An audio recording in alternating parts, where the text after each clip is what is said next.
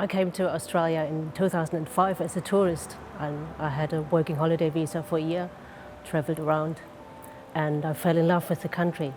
First of all, with the countryside. I love the wide open spaces, the Queensland outback and the Pilbara in WA. I love the pleasant weather all year round. And the longer I was here and got to know the Australian people, I loved their easygoing way of life, their give-it-a-go attitude. And then I fell in love with the man who is now my husband. So by the end of 2010, I had packed up all my belongings in Germany and came to Townsville to live. We got married in 2011. I grew up in East Germany near the Czech border in a Christian family. My grandmother was a church musician, and that is the profession that I later chose for myself. I studied Protestant theology and church music in Berlin and Halle, and before I came to Australia, I had a position as a church musician in a small town in Saxony-Anhalt, close to the bigger cities Leipzig, Halle and Erfurt. My professional life as well as my private life was full of music. I was in charge of choirs and instrumental ensembles for the parish, and I loved going to concerts of chamber music and oratorios. Now there is a difference between coming to a foreign country for a year and actually migrating to another country for good. It is a big step, and it takes some time to put down roots in the new place. For me, the easiest way to connect with people in Townsville was again through music. During my first years, I explored all the performances and productions that Townsville has to offer, and I came to admire the vast variety that we have here. We have the Barry Reef Orchestra, several concert bands, community choirs. The musical theatre scene is stunning in Townsville. And then of course we have the Australian Festival of Chamber Music, for me a big highlight every year, 10 days of fine world-class music. And in terms of spiritual connections, I found a new home here, St. James Cathedral. And that is also again for mainly musical reasons, the acoustics here, the one pipe organ in Townsville, and the Anglican liturgy is close to the Protestant tradition that I came from. I was fortunate to be offered a position as a piano teacher at the Townsville Grammar School, and through my work in schools I came to realize how much talent there is amongst our young people here, and I thought we should have more opportunity for the public to see and hear these young people, not just in their school environment. So I started some own little initiatives. In 2014, I founded the community children's choir, the Amadeus Singers. And since May 2015, I've been organizing concerts here at St. James to give these young people a possibility to perform, and more so for the public to come and see them. So all these little steps contributed for my feeling of feeling more and more at home here. But there's always a sense of there's still something missing, and I tried to pin that down, what that is. I realized I missed the experience of the bigger works for choir and orchestra, the church cantatas and oratorios and masses, and that became especially apparent last year during the lockdown, when we were not able to travel to the bigger cities or even overseas. And at the same time during the lockdown, I thought about all the families who had lost someone and couldn't gather for funerals in an appropriate manner, and all the people who lost their jobs because of the restrictions. So putting those two things together, I thought we should sing a requiem when all this is over. And immediately Gabriel Fauré's Requiem came to my mind. I had sung it in Berlin in my 20s.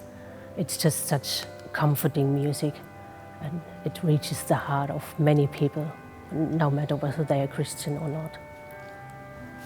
At that time, last year, March, April, I thought surely this nightmare is going to be over in a few months. And since it's a tradition to sing a requiem on or around All Souls Day at the beginning of November, I thought that's perfect timing. We'll have enough time to find people to be involved, to rehearse it properly, and then have a performance here at St. James with the organ as an essential part of the ensemble, the choir and orchestra in the front part of the church, and enough room for an audience of up to 300 people, at least under normal circumstances. I had done a few smaller projects of church music in Townsville before, but nothing of that caliber yet. Thankfully, I received funding through the Regional Arts Development Fund. That's a collaboration between the Queensland government and Townsville City Council. And because of that, I could go out and invite people to sing in the choir and players to play in the orchestra. And we started rehearsals at the end of August. Now, as we all know, restrictions did not ease in time. Things have not gone back to normal even until now. In late September, I had two options. I could have abandoned the whole project, but so much work and time had gone into it by then, and people started to love the piece.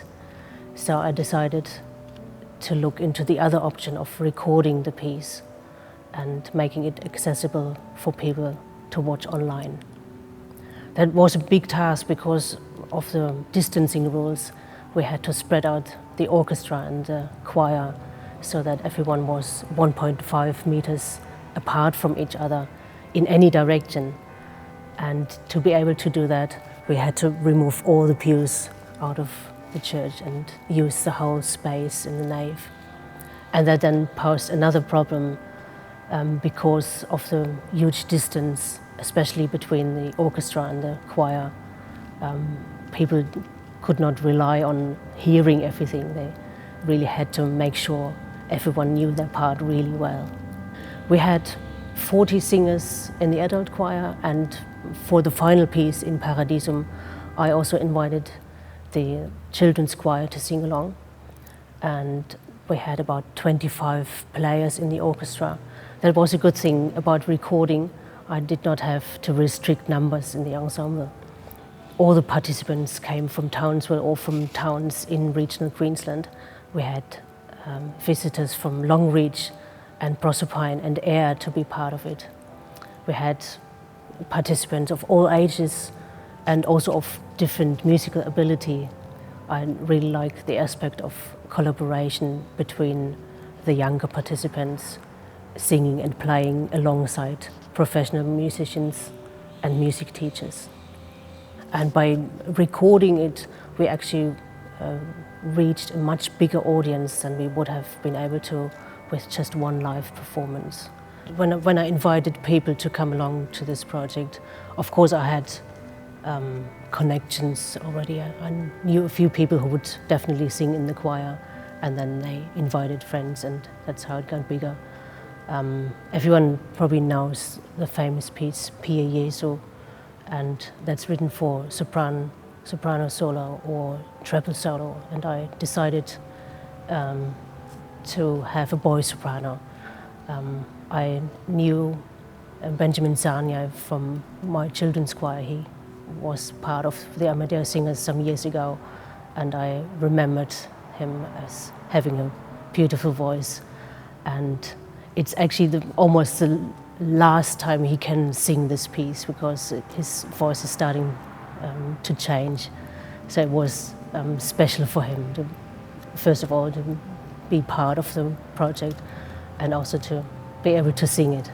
The other soloist in the piece is a baritone solo, and I have been working with Pompeo Kaluuya over last years. He's actually the director of the youth choir now, and I had worked with him for the AFCM and knew that he has a beautiful voice. And that's why I invited him to be the baritone solo. For the instrumental, parts and collaborated with the Barrier Reef Orchestra. I had played with a few of them already, but not with all of them. So the people who are now, they brought other people in as well. And that's where this person came from, Proserpine. Someone knew him and asked him, would you like to be part of it? And he was very excited to come along. I'm extremely proud of everyone who participated in this project. I'm actually still quite amazed that we did it and that people trusted me to see it through. I think that comes back to the Australian attitude of give it a go, first of all. But I think it's also a result of all the relations that have been established over the past years. And I'm grateful that Townsville accepted me as part of the community, and I'm glad that I can contribute to the well-being of the community. I feel I have found my place here, and I truly feel at home. We have a church possum. I think it lives in the organ, and sometimes it comes down, and it happened after we had the recording. We recorded for the whole day, and then after we recorded the whole piece, we did a little performance just for family members, just the choir and organ, and that's when the possum came down and ran through the choir. Yeah, I'm looking forward to the future, and I'm curious to see what the next projects will be. But having said that, I think this Requiem project is not quite finished yet. We still have it in our plans to have a live performance for a live audience.